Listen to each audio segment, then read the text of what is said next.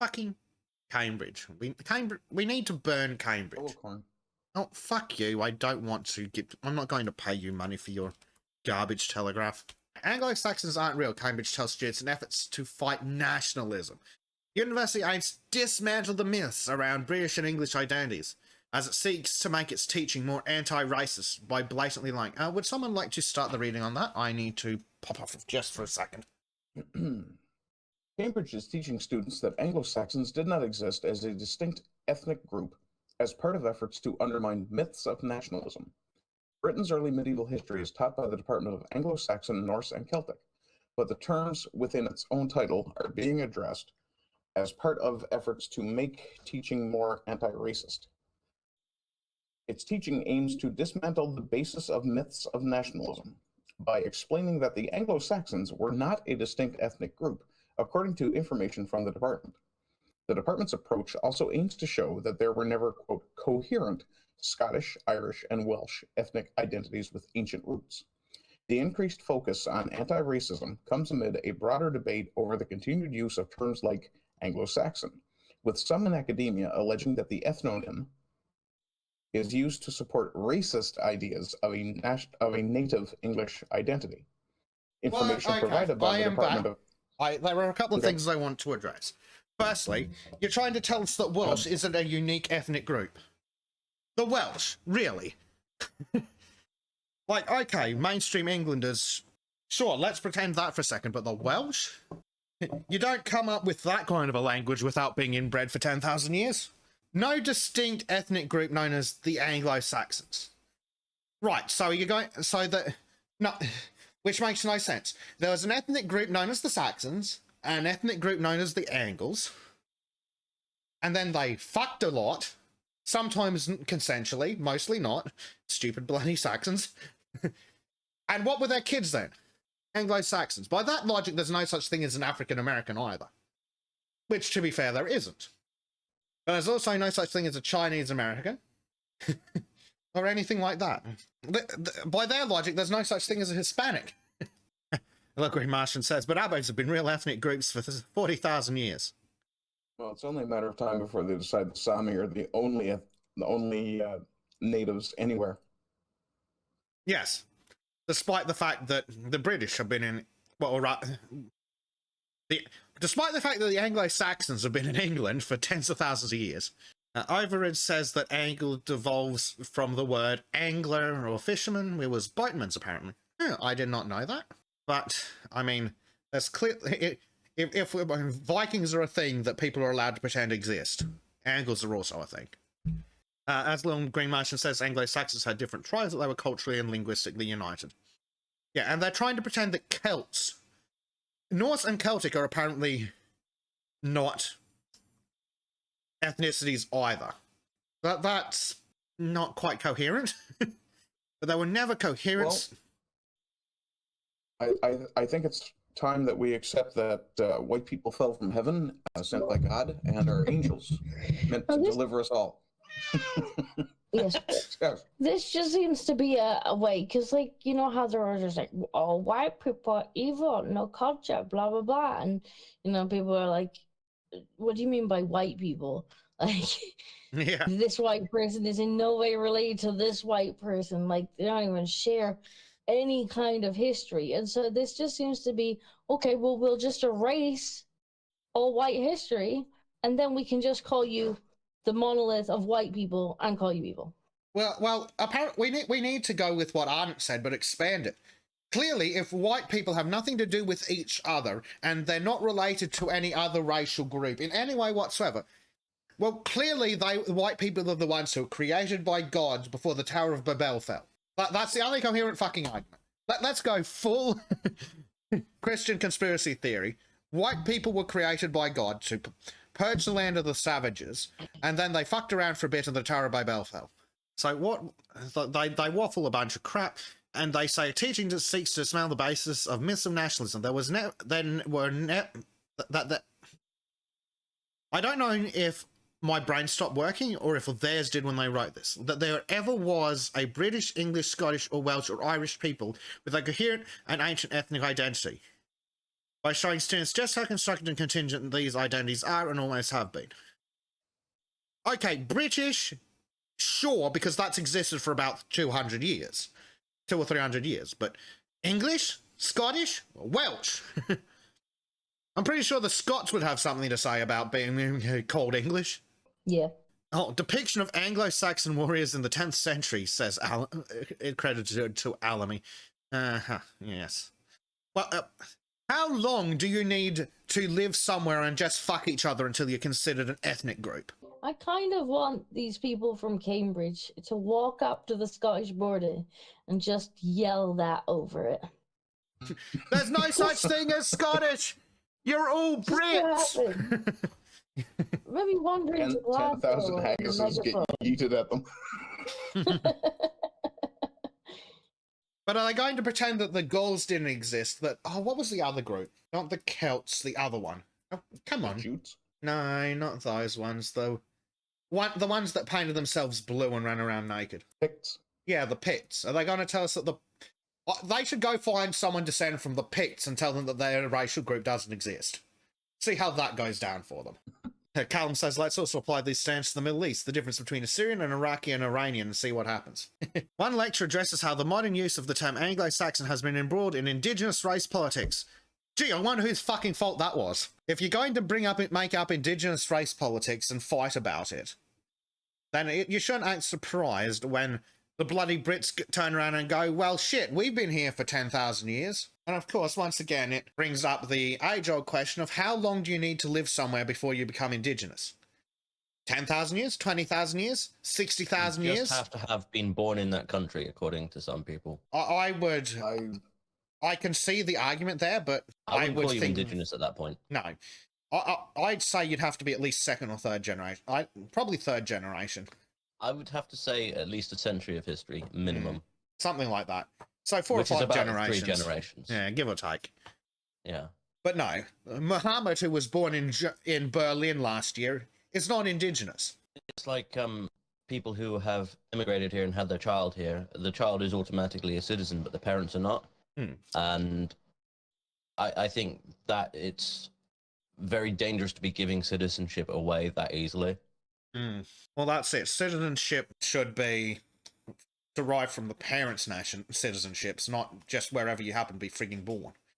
Yeah, I mean, I think there's something to be said about being born in a location as well. As a dual national, I'm kind of in two sides of this because I was born to 2 British parents who were both citizens of Australia at the same time. So I'm a citizen of both countries. To be fair, that's like wildly different category because they were citizens of both countries and the whole British Empire bit. You're part of the Commonwealth, so it's all Gucci. But if Crow had been born in, say, Afghanistan to 2 British national parents, well, probably wouldn't want that Afghani citizenship, would you? No. What is that? Like the 3rd largest army in the world now, though? 3rd best funded. You know, after Ukraine. Yeah, no, I mean, I've given this a bit of thought about the ethnicity and whether or not someone gets to claim indigenous status. And for me, I mean, like I've said before, my family has been in Newfoundland for over 200 years easily. So at what point, once we've integrated with the land, started to, build culture around where we are, at what point do we get to claim indigenous status? Once you've been there long enough for archaeologists to be interested in you, that's about when it should start. We're pretty much at that point. Yeah, there are archaeological digs centered around early Newfoundland settlements. At least multiple That generations. means there are indigenous Americans because people are fucking fascinated by Roanoke. I'd love to know what happened there, but that's something we're never going to find out. Fat Elvis Jr. says there's no such thing as anchor babies anywhere whites didn't make the laws. Yeah, good old Whitey, looking out for everyone but himself. So, Cambridge continues to whine. The term Anglo-Saxon typically refers to a cultural group which emerged and flourished between the fall of Roman Britain and the Norman conquest, when Germanic peoples, Angles, Saxons, and Jutes arrived and forged new kingdoms in what would later become a united England. This was also the period of Old English epics such as Beowulf. Sorry, Beowulf's English? Really? So it is. I'll be damned. Originally Danish and just written in Old English? I'm gonna have to ask the font of all knowledge Wikipedia. Old English epic poem in the tradition of Germanic heroic legend. Okay, it is Old English. Oh, there we go. Claimed. I thought it was Norse. Color me wrong. Oh, hold on. Language, West Saxon. You know, the people who didn't exist. Yeah. So, blah, blah, blah, blah, blah. The term Anglo-Saxon has recently become embroiled in controversy with some academics. What's the difference? Educated idiots. Yeah, you had the term right. Overeducated idiots. It's amazing that you can spend 25 years in education and still know nothing. These days, if someone says they've got a degree, I think less of them rather than more. So the term Anglo-Saxon has recently become embroiled in controversy because stupid people are claiming that the term Anglo-Saxon has been used by racists, particularly in the US, to support the idea of an ancient white English identity and should therefore be dropped. I don't know about you guys, but I think 1,000 years ago is pretty fucking ancient. And if 1,000 years doesn't go, well, what about the people that the Angles and Saxons conquered? Were they indigenous? Because you guys like to, the leftists like to bang on about conquering and imperialism and empire building. Well, the Anglo-Saxons and Jutes all conquered the native indigenous population. There were people here before the Romans, in fact. Well, by here I mean in England. Like, who exactly do they think the Romans conquered in Britain? They're not even talking about the Viking invasions as well. I mean, if you actually look at the history of Britain, we are such a mongrel nation because of the multiple invasions we, endured. Mm-hmm. Funnily enough, still white, though, mostly. Yeah, it's almost as if that's why they use the term Anglo-Saxon rather than whoever the fuck was in England before the Romans arrived. Because there were people living in the general vicinity of where London is now before the Romans rocked up and fucked shit up. That must have been those black Vikings, wasn't it? Apparently so.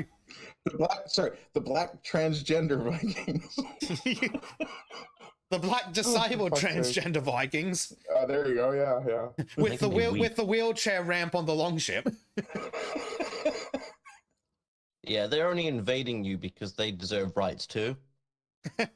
Jesus. Oh, it's so dumb. Oh, fucking hell. In 2019, the International Society of Anglo-Saxonists voted to change its name to the International Society for the Study of Early Medieval England, in recognition of the problematic connotations that are widely associated with the terms Anglo-Saxon. Do they know that Saxony is a place? Or rather a geographic area? It was triggered by the resignation from the society by fucking Canadians, Arden. Academic Dr. Liberal woman Canadian, sorry. Wipe my ass. Dr. Mary Rumbahamadama Bararabaman. I bet you that's not her maiden name. Well, this dumb bitch thinks so highly of herself, she's got to be on the internet. Oh, no, it might actually be. Born and raised in Canada, Afro-Indo-Caribbean descent. Great, it's Canadian Kamala Harris. Yes. Oh, my lord. So it's just a white-hating psycho. Like most Canadians. Yes. Including a lot of white Canadians. Sadly, that was my point. Look, Green Master's like, now that's a fake ethnicity. Yeah, that's a good point. Indo-Afro-Canadian? Or Afro-Indo-Canadian? Afro-Indo-Caribbean descent. So you're a bastard. You're a mongrel. I don't see that's not what those terms are used for, though. They're to do with the continents. Yes. She's a mongrel. So you're 3 generations of mongrel. Yeah, that whole sentence is going to have to go. Aneurysm territory here. If you hear me suddenly go in the background, that's me having an aneurysm. Yeah, look, her activism. She's an activist. Speaker at the Race Before Race symposium held at the Folger Shakespeare Library, whose stated aim was to be critical of and imagine pathways for a more inclusive future for medieval and Renaissance studies. Oh yes, we need to be more inclusive in the study of the entirely white nations. We need to be more inclusive of the made-up fictional black people running around on the frozen Thames. So this psycho later wrote in the Society magazine that the Anglo-Saxon myth perpetuates a false idea of what it means to be native to Britain. But what the fuck does it mean to be native to Britain then, you psycho? Like, how many centuries do you need to go back to be native to Britain? No. I bet she's actually going back the other way and using it the way it used to be used for someone who was native born. Maybe. In other words, it only matters where you were born. Says the Afro-Indo-Caribbean. Probably means whoever showed up in the dinghy last. So some have argued that a single term like Anglo-Saxon is inaccurate, as the Dark Ages were a period of population change, including the Viking invasions. Others, such as Professor Howard William at the University of Chester, maintain that the term remains useful historically and archaeologically. A statement signed by more than 70 academics in 2020 argued that the furor over the term Anglo-Saxon was an American import, with an open letter stating the conditions in which the term is encountered and how it is perceived are very different in the USA from elsewhere. In the UK, the period has been carefully presented and discussed in popular and successful documentaries and exhibitions over many years. The term Anglo-Saxon is historically authentic in the sense that from the 8th century it was used externally to refer to a dominant population in southern Britain. Its earliest uses therefore embody exactly the significant issues we can expect any general ethnic or national label to present. There we go. The term Anglo-Saxon is 1200 years old. But they're going to rewrite fucking history because white people bad. I do not know what they actually expect us, the white people, to do. Like, what exactly do they, how do they expect Anglo-Saxons, white They British? want you to cease. They want you to cease existing. Simple as that. That does seem to be what they Yeah, want. they They want you to surrender all claim to life. that seems to be it. They want all white people to kill themselves so the fucking... Oh, who would it even be? The fucking Syrians can have England. Because apparently... Yeah, because apparently the Pakistanis have more claim to England than the English. Which sounds about right. Medja says, wider Asia, welcome to the unacceptable genocide. Yes. Absolutely. Not only is it the only acceptable genocide, it's the only one that's being promoted by every single world government, for the most part. Yeah. I love how all our governments are sitting here going, Colonel. you know what? White people, yeah, they can all just die off. That's what the Australian government desperately wants. They want to kill off all the white people so that the first inventors, you know, the absolute geniuses that invented the pointy stick, the curvy stick, and the hollow stick, but never quite managed the wheel, give it all back to them. You know, the 2 to 3% of the nation that makes up 30% of our criminals. Those people, yeah, give the whole fucking country back to them because they did so fucking well in the 60,000 years that they were sitting here molesting each other while the rest of us are inventing agriculture and shit. No, I gotta give the land back to them. I like not a Bobcat's response though. Your ability to live in close proximity to white people is a human right. Yeah, you know, we should all just vanish and let people go back to living in the utopia they had before white people showed up to give them medicine, sanitation, order, laws. Yeah. And that just says, thank God for Aborigines that we'd only have 500,000 uses for sticks instead of 500,002. If you enjoyed this segment from the Sons of Chardonnay podcast, please consider joining us live exclusively on rumble.com/c/Sons of Chardonnay.